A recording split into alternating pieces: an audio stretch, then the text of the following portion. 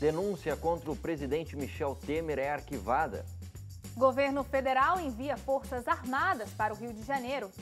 Crise na Venezuela já dura 3 anos e o Redação Novo Tempo vai explicar essa história. E o filho cria robô com personalidade do pai para conversar com ele depois da morte.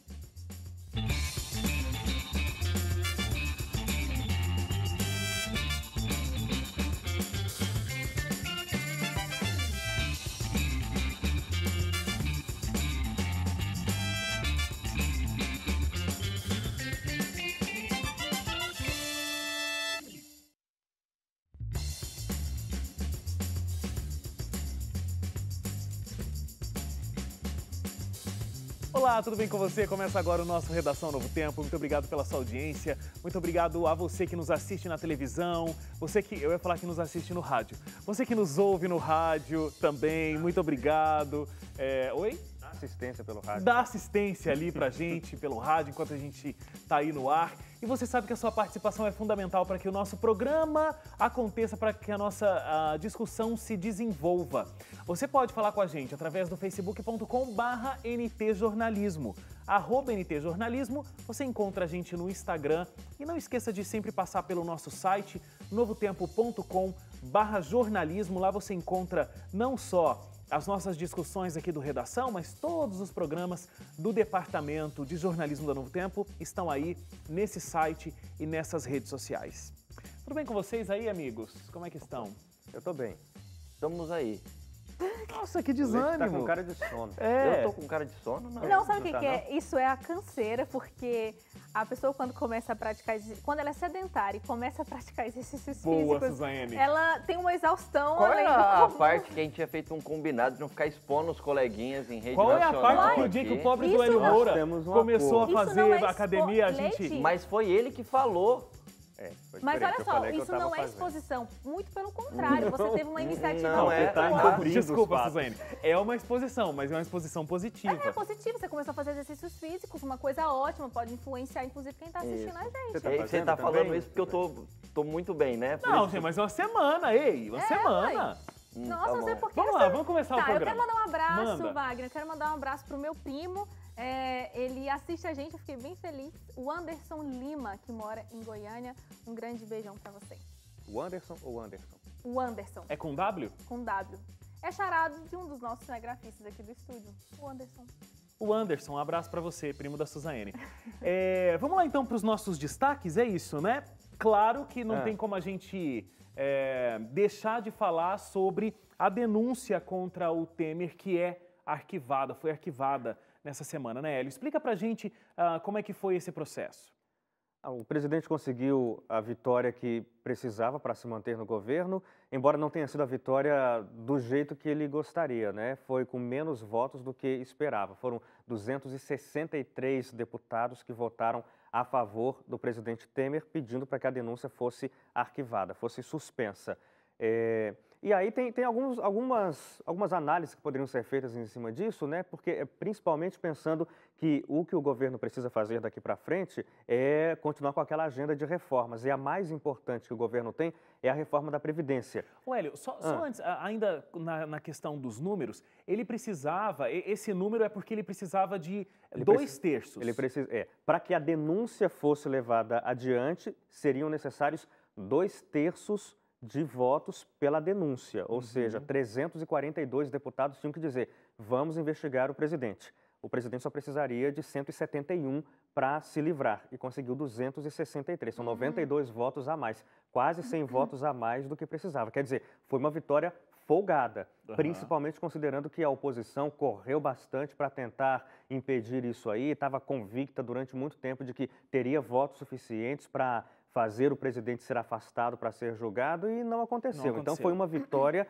bastante importante para o Temer, uma vitória folgada, mas não foi tão folgada quanto ele e os aliados gostariam. Até porque a gente teve, no momento da votação, uma decisão do PSDB que foi de orientar o partido a votar contra o presidente, e o PSDB até aqui tinha se mantido um fiel mais ou menos, né? Fiel ao presidente, mas naquela de, olha, qualquer hora a gente pode sair. E no dia da votação, o PSDB se rebelou contra o governo e tem que decidir ainda, inclusive, como é que vai ficar agora, se ele sai de verdade do governo, se foi só naquele voto pontual que ele se rebelou, enfim. Mas o interessante é que o presidente, para conseguir aprovar a reforma da Previdência, que é a principal reforma do governo de Michel Temer, precisa de 308 deputados na Câmara que votem pela Previdência. Então, ele tendo conseguido só 263, mostra algum tipo de enfraquecimento. Ele não conseguiu, para se livrar, o número que ele vai precisar para aprovar a reforma da Previdência. Essa é uma análise interessante.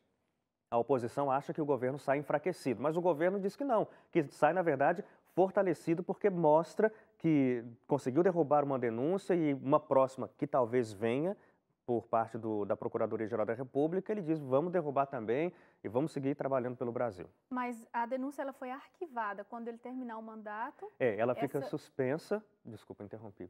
Não, mas pode explicar. Sua explicação é melhor, Hélio. Vai. A denúncia fica suspensa, porque assim, o Supremo recebeu a denúncia do Ministério Público, mas como o presidente está em exercício e é um crime comum, tem que mandar para os deputados, só eles autorizam uma investigação contra um presidente da República. Então os deputados disseram, não vamos investigar. Inclusive, durante a votação, vários deles disseram, até o próprio advogado disse, olha, o Temer pode ser investigado depois que ele sair da presidência, a gente segue com isso, mas deixa ele trabalhar agora, depois a gente vê se ele fez alguma coisa errada mesmo ou não. E aí o que acontece? Essa denúncia fica guardada lá no Supremo Tribunal Federal. Quando, em 2019, final de 2018, né, acabar o mandato, essa denúncia pode ser retirada do arquivamento pelo Supremo Tribunal Federal, que não vai ter mais a competência para julgar o Temer. Quer dizer, não precisa ser o Supremo, porque ele vai deixar de ter o foro privilegiado. Essa denúncia provavelmente vai ser remetida para algum juiz de primeira instância que o Supremo escolher. Se de repente ele for reeleito... É um processo automático? Mas aí se ele aí for fica eleito, mais 4 aí anos continua lá. Arquivadinho. Muito bem. André Leite, vamos falar sobre Rio de Janeiro, violência no Rio de Janeiro, e o governo envia as Forças Armadas para dar uma ajuda nessa onda de violência no Rio. Há alguns dias atrás, né, o presidente Michel Temer ele assinou um decreto onde ele autorizava o envio de cerca de 10 mil pessoas, né, 10 mil membros das Forças Armadas Brasileiras para ajudarem, efetivo nacional, na verdade, para ajudarem no combate ao crime organizado na cidade do Rio de Janeiro. Desses 10 mil, acho que cerca de 8.500 fazem parte das Forças Armadas.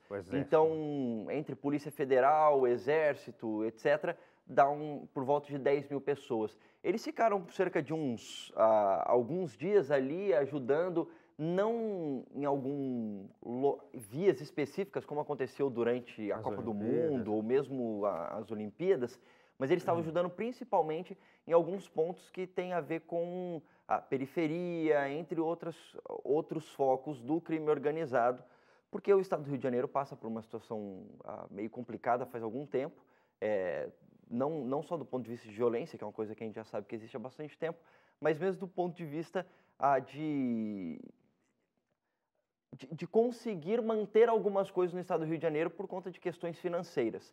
E, obviamente, várias questões estão enfraquecidas no estado do Rio de Janeiro por conta disso nos últimos tempos, mas a questão da violência no Rio de Janeiro contra o combate ao narcotráfico é uma coisa muito forte também, que demanda uma atenção, e como a Polícia Militar é uma instituição do governo do estado, também tem tido dificuldades nos últimos tempos. E aí, por isso, o governo federal autorizou essa ajuda.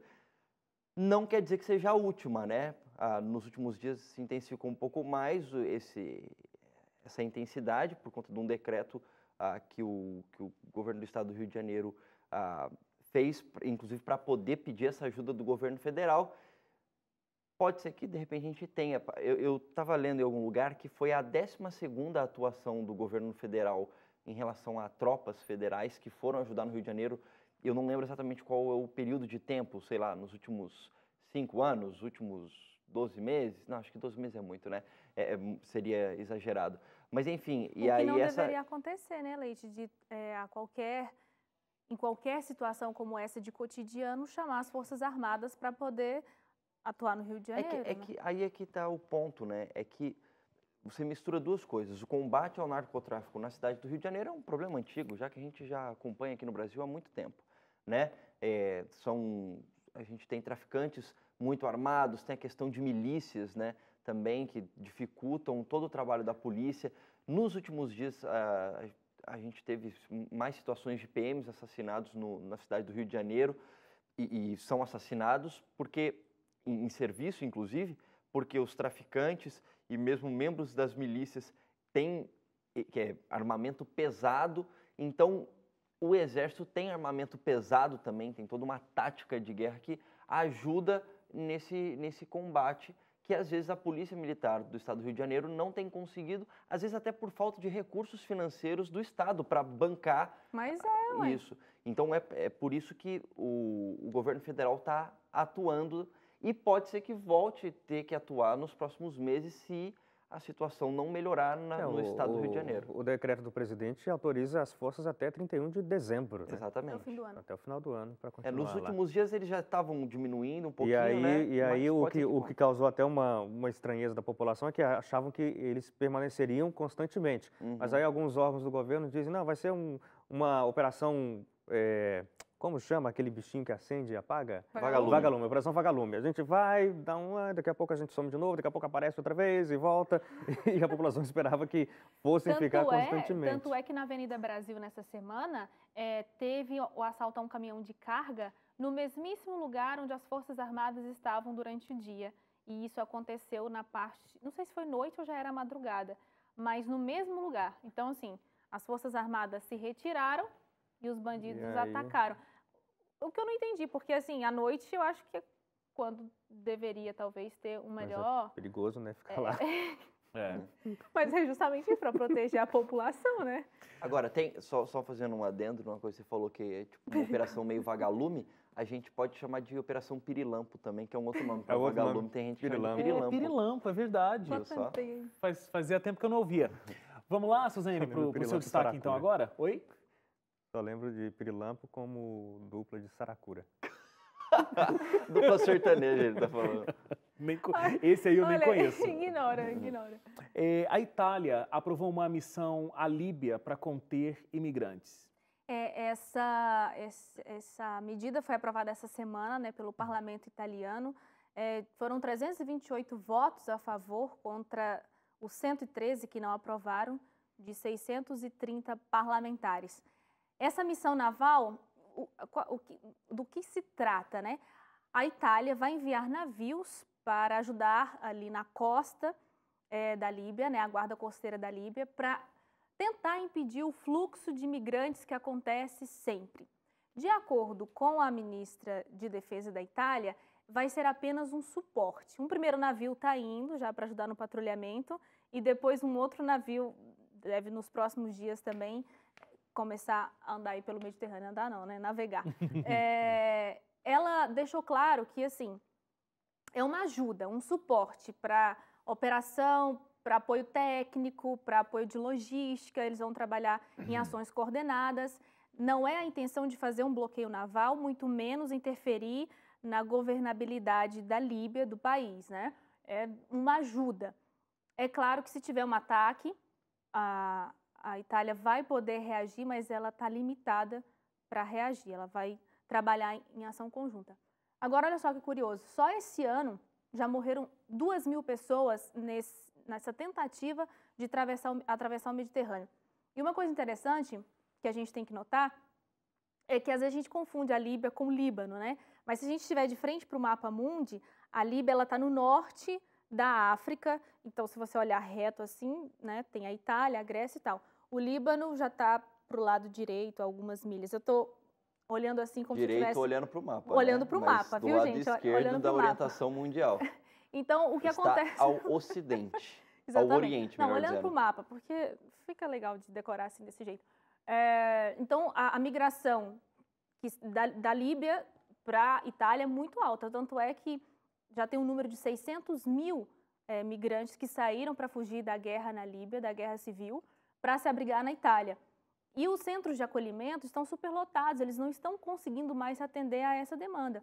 Além do mais, não é uma crise política, mas gera um atrito político em relação a isso, né? Porque a oposição diz que o governo não faz nada para tentar impedir esse número que cada vez é crescente e tal. E agora, então, a Itália está nessa parceria aí com a Líbia para tentar conter esse fluxo de imigrantes. E, além disso, eles também pretendem identificar quem são os traficantes de pessoas, né? Só que é uma situação complicada, porque, tipo, tem os traficantes que veem nesse caos uma forma de ganhar dinheiro, e tem as pessoas que, como diz o ditado popular, né? Se ficar, o bicho pega, se correr, o bicho come, e a pessoa resolve, então, se arriscar no mar, porque, para ela, tem pelo menos uma chance do que ficar lá no país que está em guerra, né? Muito bem. Vamos fazer o nosso primeiro intervalo, então? A gente volta daqui a pouquinho e a gente discute sobre a crise na Venezuela. Explica para você como tudo começou e qual o atual cenário do país. Não sai daí, Redação Novo Tempo volta já.